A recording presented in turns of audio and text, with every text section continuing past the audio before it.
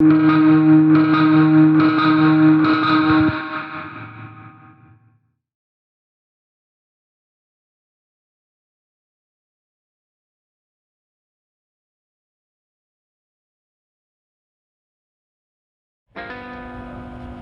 all started a few years ago. One of my wife and I's friends, her grandfather had just passed away and her grandma was moving back up to Michigan.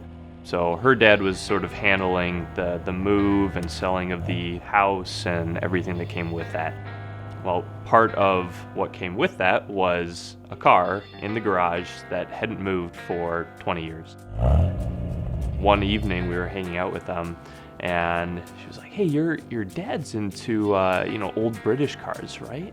I'm like, "Oh, really? I wonder what it is." I said, "Well, why don't you have her text some pictures? Carl and we'll look at it, see what it is." To be honest, the garage is full. I'm not sure how keen my mom is on that, but he's always willing to look at a photo. And I'm thinking it's probably, I don't know, an old 50s Chevy or something. She held her phone up to me and I looked at it. I'm like, "You gotta be kidding me." That's the vehicle that he's been lusting over for the last 40, 50 years. That's a 1972 TR6.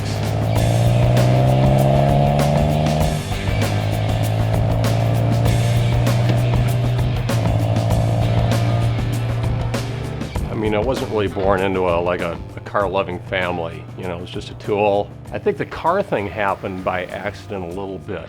When I became 16, I think in the back of my head, I was hoping to get something kind of fun.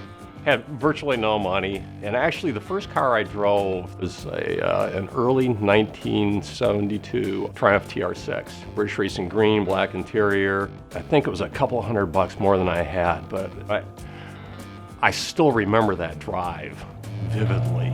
It was just like the sound, and the top was down, and it was so torquey. Thought about it, and I came back a couple more days, and I'm pretty sure it was gone. But what they did have was a 1972 Triumph GT6 Mark III. Basically a hardtop fastback version of the Spitfire. I just fell in love with the shape. It was so cool, and I had enough money. So I bought it, and that was my first car at 16. From a very early age, my first memory, I've been into cars. Dad has always had a classic car in the stable, so grew up sitting in that, dreaming of driving, and one day owning a classic myself. So for my graduation from high school, Dad bought me the Triumph Spitfire, and the first thing that we did with that car was go over to Gingerman Raceway. Being in a suit with a helmet on in a classic car is my favorite thing.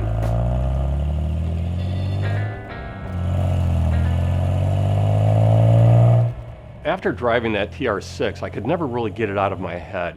I remember that drive and I never forgot it. So in the back of my head, we all have that bucket list, it's like, gosh, sometime if the stars align, I would love to have a TR6. I just remember that punchy, torquey engine.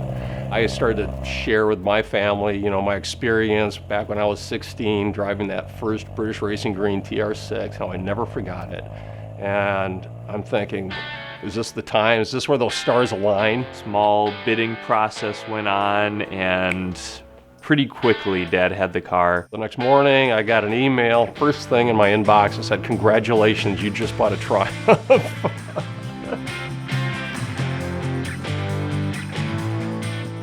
Basically I put out the alert, family road trip. We've got to go get this car now. We all piled in the truck, and with the flatbed behind us, we motored down to southwest Kentucky. We rolled in, and literally they were gutting out this house. There were dumpsters in the driveway. The garage door went up, and there was the blue TR6. The first thing we had to do was see if it rolled. Got some help pushing the car out of the garage. Did a quick oil check, make sure there was something in there. It was pretty murky, but I needed to know if the engine was actually seized or not. We jumped it up to the F-150 and did a quick crank. The engine turned over. So that was a big check in the plus column. We inspected it. The vehicle had no visible rust, which was kind of a miracle to us. The engine bay was relatively clean. The interior was relatively clean and intact and original. Original Michelin red line tires on it. The mission at that point was, it looks like we've got a great car on our hands. Now we've got to get it on the trailer. A couple big burly guys came out of the house, said, "Hey, you guys look like you need some help." Brake seized and all, and with one mighty heave, they gave it a push. It was on the trailer. I'm like, done, we're out of here. All the way on the way back to Michigan, I was in the back seat going through all the boxes of parts and looking for anything. As I started to go through it, I could see that the car had actually been purchased and picked up in Coventry, England. The original owner had come from Florida, and apparently had picked it up in Coventry and done some driving around Europe because it had all the European service stations in one of the other little booklets.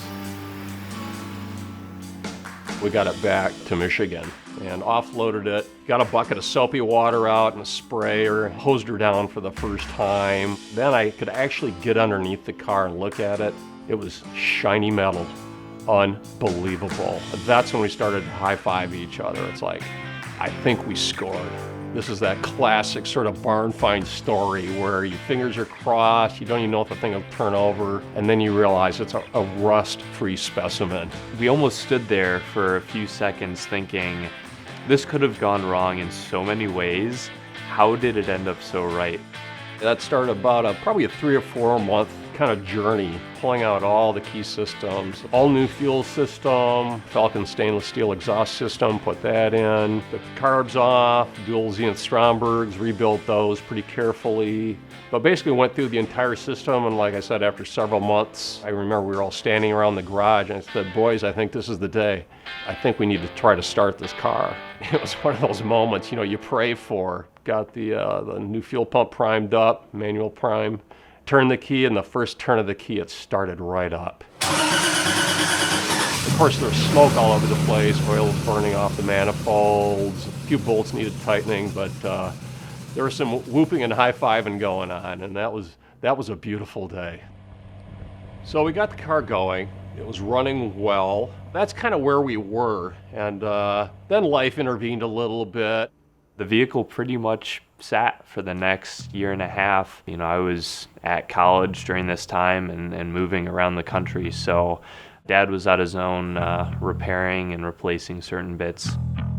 So it was on our trip to England that I came up with a little brochure that I made. For my birthday, my son gave me an envelope, and I'm like, oh, this is nice. I was thinking it was a card or a gift card or something. And basically said, we're going on a trip, just you and I, just the car guys in the family. You and me, Elkhart Lake, Road America, Vintage Race Weekend, and the TR6.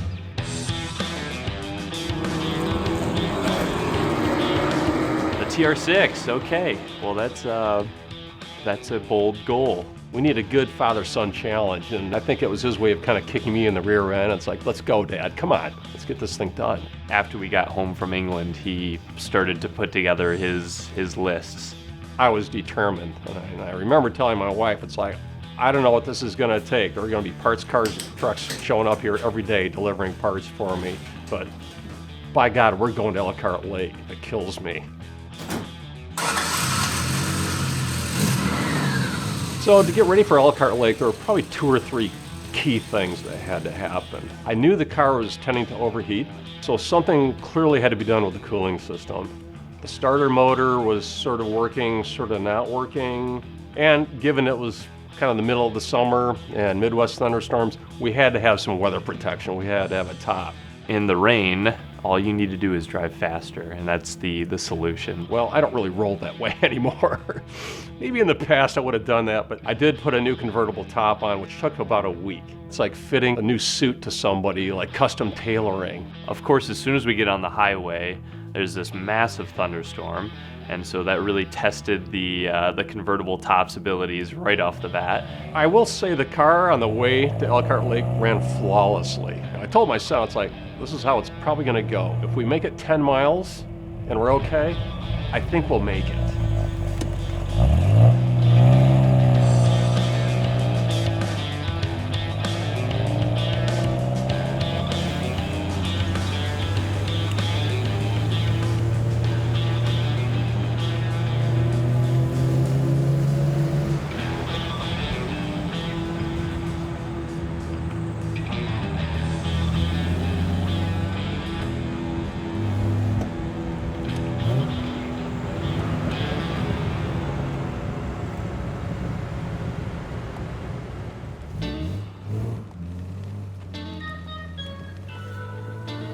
We were pretty pumped that we actually made it to the racetrack in time with absolutely no issues.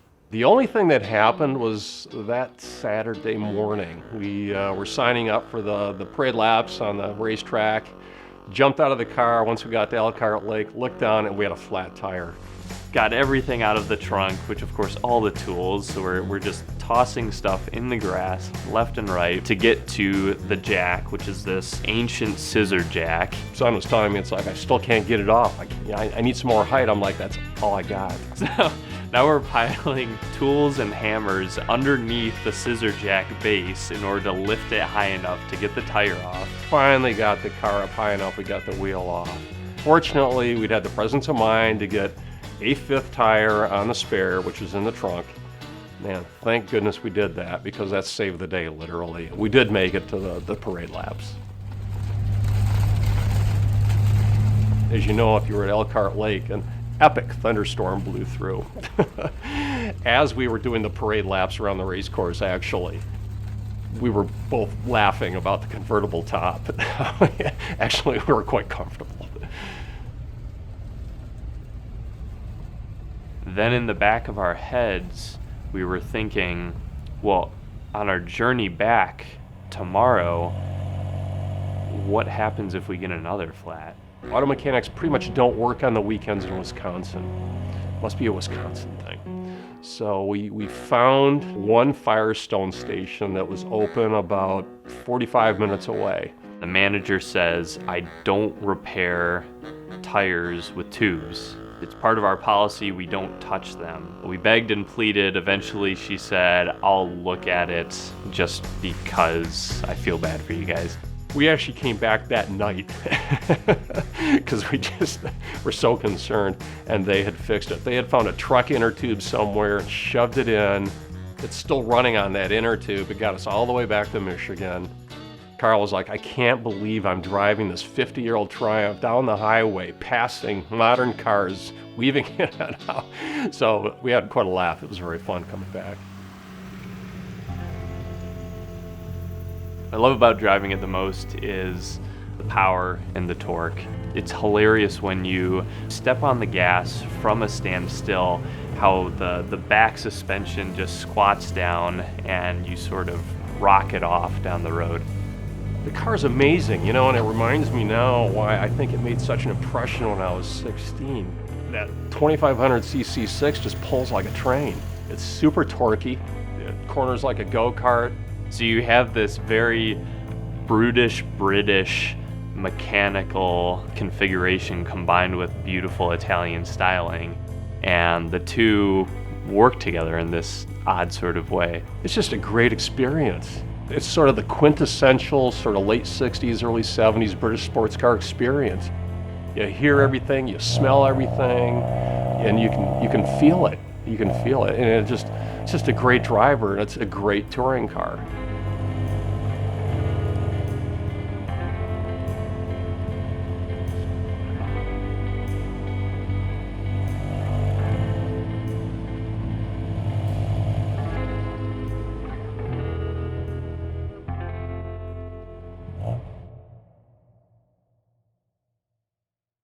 Put it in sport mode!